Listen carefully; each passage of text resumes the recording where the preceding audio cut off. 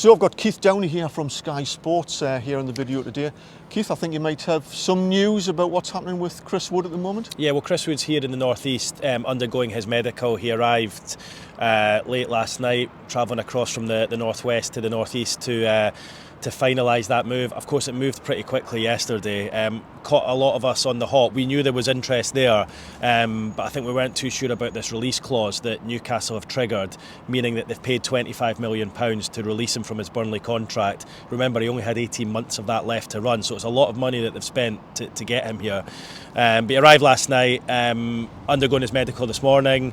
I think Newcastle are trying to get this one pushed through as quickly as they can, because Eddie Howe will want to work with the player at least 2 days, well, at least one day, probably two, ahead of that match against Watford on Saturday. So the Kieran Trippier one took a little bit longer than they expected last week, but they will want to get this one announced, I think, later on today, so that Wood can train with his new teammates tomorrow, and then on Friday ahead of that crunch match against Watford on Saturday. So I think they'll try and maybe move this one a little bit quicker than he did with the Trippier one last week. But yeah, I mean, interesting signing. Obviously, there's a little bit of work to do in terms of the medical, and you never say things are done until they are done. We've seen players fail medicals in the past, but there's a real willingness on all parties. Well, when I say all parties, I don't mean Burnley, because they didn't want this to happen, but certainly in the case of Newcastle and the player, to get this one over the line as soon as they can. The first three buys that the new ownership have got have been ex-Burnley. Do you think there may be one or two more? Tarkowski, for example? Yeah, well, I mean, listen, I think they're keen on both Tarkowski and me. Burnley not allowing either to go, both of their contracts running down. I think you'd pretty much decimate Burnley if you took both those players alongside Chris Wood as well.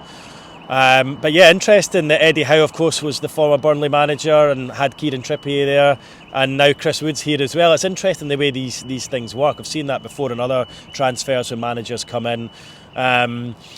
But yeah, I mean, it's an interesting signing because it's not a huge name. I was just on Sky Sports News talking there about the fact that it's not the huge name we probably expected. Yes, Kieran Trippier was, Wood isn't, but it might be, it might turn out to be a great signing if he scores the goals to keep Newcastle in the Premier League this season, and at the same time punish Burnley, who are down there fighting alongside Newcastle. Then it's win-win as far as Newcastle United are concerned. And obviously a few eyebrows raised at the price. £25 million is a lot of money for a player who's 30 years old with only 18 months left on his deal.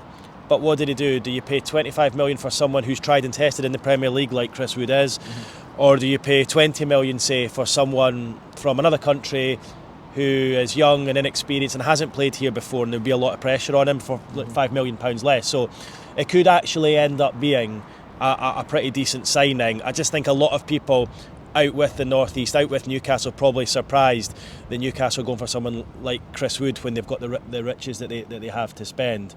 But then at the same time, you've got to look at Newcastle's league position. Mm-hmm. It's difficult to bring in your Coutinhos and your Lucas Diñas, who have gone to Villa when you're fighting relegation. So they've got to bring in players who are up for the battle. And I do think in Trippier and Chris Wood, there's two players who know about the fight and know about the battle, and it just comes to them naturally. Yeah, no, I completely agree. I couldn't have put it better myself.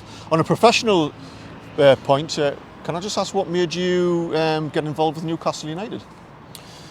Well, I got the job down here 8 years ago to take over from my predecessor David Craig as a North East reporter. Obviously at the time both Newcastle and Sunderland were in the Premier League, so I'd be reporting on them both equally. Obviously Sunderland had been out of the top flight now for a while, 4 years, and they're maybe not quite as newsworthy now on a national level. However, I was at the game reporting there last night. As far as Newcastle are concerned, obviously they've been in the Premier League out with that 1 year they were down in the Championship, so that's probably why I'm seen to cover them more. But yeah, I'm obviously from Scotland, and I reported on Scotland in Scotland for many a year before, and got this job down here 8 years ago.